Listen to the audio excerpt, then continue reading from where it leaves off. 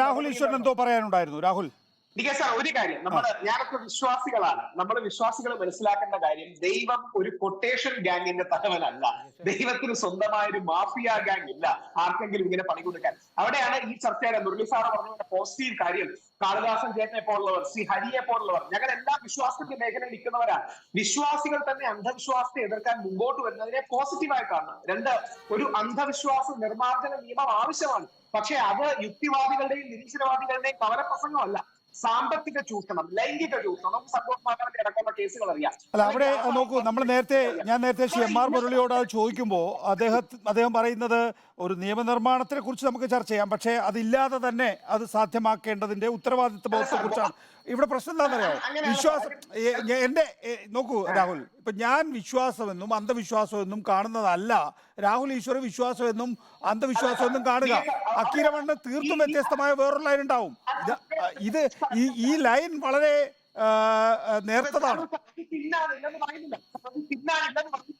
ഈ പ്രശ്നം കൊണ്ടാണ് അന്ധവിശ്വാസം നിർമ്മാർജ്ജനം ഉണ്ടാക്കാൻ കഴിയാത്തത്. ഗാന്ധിജിയും വിവേകാനന്ദനും ശ്രീനാരായണ ഗുരുദേവനും ചട്ടമ്പസ്വാമിയും മന്നത്താചാര്യനും എല്ലാം വിശ്വാസികളായിരുന്നു. അപ്പൊ നമ്മുടെ യാഡ് സ്റ്റിക് എന്ന് പറയുന്നത് ചൂഷണാത്മകം, സെക്ഷൽ എക്സ്പ്ലോയിറ്റേഷൻ, അങ്ങനെ ചില ആൾക്കാർ ചെയ്യുന്നുണ്ട്, എക്കണോമിക് എക്സ്പ്ലോയിറ്റേഷൻ ചെയ്യുന്നുണ്ട്.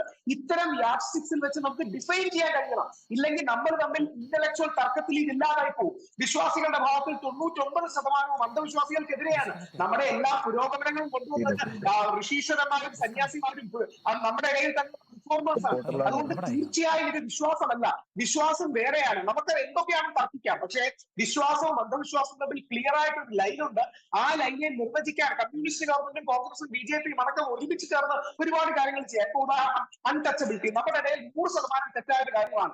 RSSന്റെ പാലിയം വിളംബരം അടക്കമുള്ള കാര്യങ്ങൾ ഏറ്റവും പോസിറ്റീവാണ്. യദുവിനെ പൂജാരിയായി കൊണ്ടുവന്നത് പോസിറ്റീവാണ്. ശ്രീ കാളിദാസൻ ചേട്ടൻ തന്നെ ഏതാനും ആഴ്ചകൾക്ക് മുമ്പ് യോഗക്ഷേമ സഭയിൽ വ്യത്യസ്ത സമുദായങ്ങളിലെ പൂജാരിമാരുടെ കാര്യം പറയുകയും ചില ആൾക്കാർ എതിർക്കുന്നവരുണ്ടാകാം. പക്ഷേ ഒരുപാട് കാര്യങ്ങൾ നിർവചിച്ച് ഒരുമിച്ച് കൊണ്ടുവരാൻ നമുക്ക് കഴിയണം. അല്ലാതെ താത്വികമായി തർക്കിച്ചില്ലാതായിട്ടില്ല.